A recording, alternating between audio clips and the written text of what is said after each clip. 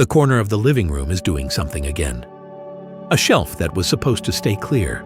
A surface that gets tidied on Sunday and by Wednesday has become a collection point. The mail, the charger, the things that don't have a place yet. And in a small space, there is nowhere for this to go quietly. It spreads. Every object declares itself. Every surface that fills makes the walls feel closer. And the feeling that follows isn't just frustration. It's a low, persistent sense that no matter what you do, the space works against you. Maybe you've tried the boxes, the drawer dividers, the little bins you saw online, perfectly arranged, promising that this time the system would hold. And for a week or two, it does. But then life happens. The bins get full, the shelves get layered, and the room that was supposed to feel open starts to feel, once again, like it's pressing in.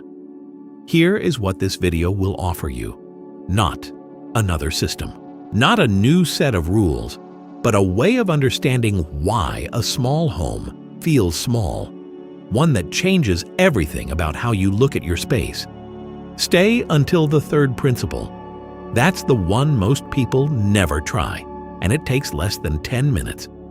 There is a concept in Japanese aesthetics called inyo, full and empty, sound and silence, light and shadow. Neither is the goal. Balance between them is what makes something feel right. Applied to a home, inyo becomes very specific. Every room has a ratio, filled space, and space that breathes. When that ratio tips too far toward full, the room stops feeling livable. It becomes a space that asks something of you the moment you walk in. The first idea is this. The perception of size is not about how many square feet you have. It is about how much of those square feet breathe. A room that is 70% filled and 30% open feels spacious. The same room at 90% filled feels like it's closing in. Empty space is not wasted space. It is what tells the brain that there is room to rest here. The small home is at a structural disadvantage because it has less total space to absorb fullness. In a large home, a cluttered surface disappears against the backdrop of the room. In a small home, that same surface dominates. Every object competes for visual attention. And when everything competes, the eye never rests. And when the eye never rests, the mind never rests either.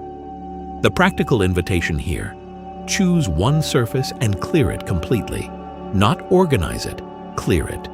Leave it empty. Live with it that way for 3 days and notice what happens to the way the room feels.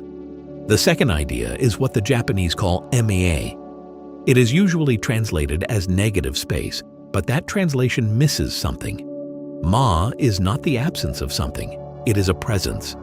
The pause in music that gives the notes meaning. The silence between words that allows them to land. In a home, Ma is the space between objects. The gap on a shelf between one thing and the next. The wall that holds nothing but light.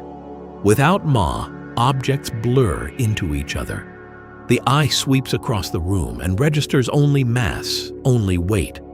With Ma, each thing you chose to keep gets to be seen. This is why the solution is never more storage. More storage fills the Ma. It resolves the symptom while deepening the problem. And the small home is especially vulnerable to this. To the instinct to contain rather than to remove. If you're looking for a way to make this kind of thinking into a daily practice, there's something in the first pinned comment worth exploring. It's called Cozy Home Builder. Answer a few questions. Get a personalized home plan in seconds. Built around your available time, your energy, and what your home needs each day. The third idea is harder. It asks you to look at what you have kept and ask not whether it is organized, but whether it belongs. Most small homes are not cluttered because their owners are disorganized. They are cluttered because the decision of what to keep was never fully made. Things were placed somewhere temporarily, and temporary became permanent. The throw that doesn't quite belong in the living room but has no other home. The things on the counter that you move every time you need the counter and replace as soon as you're done. Inyo cannot be restored if the total volume of objects is simply too high for the space. There is a threshold. Below it, balance is possible. Above it, it isn't. And the only path through is to make the decision that was deferred. This thing stays or it doesn't. The invitation is not to purge. It is to spend 15 minutes once in one room holding each object and asking one question. Would I bring this in if I were moving here for the first time? Not whether you paid for it. Not whether it might be useful someday. Just that. A small home doesn't need mirrors to trick the eye. What it needs is fewer objects, each of them chosen. Space that is protected rather than filled. A ratio that leans just slightly toward empty. What this video was really about is something quieter than organization. It was about the relationship between a space and the person who lives in it.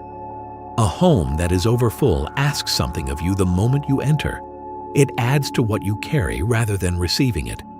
Restoring balance, real balance, not perfect minimalism, just the kind where the room can breathe, is an act of care. For the space, yes, but more than that, for yourself. The Cozy Home Builder was built for exactly this. It asks you a few simple questions about your day, your time, your energy, what your home needs right now, and gives you a personalized action plan in seconds. Not a rigid routine, a realistic one adapted to today. It also includes a home maintenance tracker that organizes recurring tasks by daily, weekly, and monthly rhythms, so the small habits that prevent accumulation are never forgotten. No more overwhelming cleaning days. No more standing in the middle of the room not knowing where to begin. Scan the QR code on the screen now or find the link in the first pinned comment to see everything it includes. Your home can feel bigger than it is, not because you changed its size, because you restored its balance.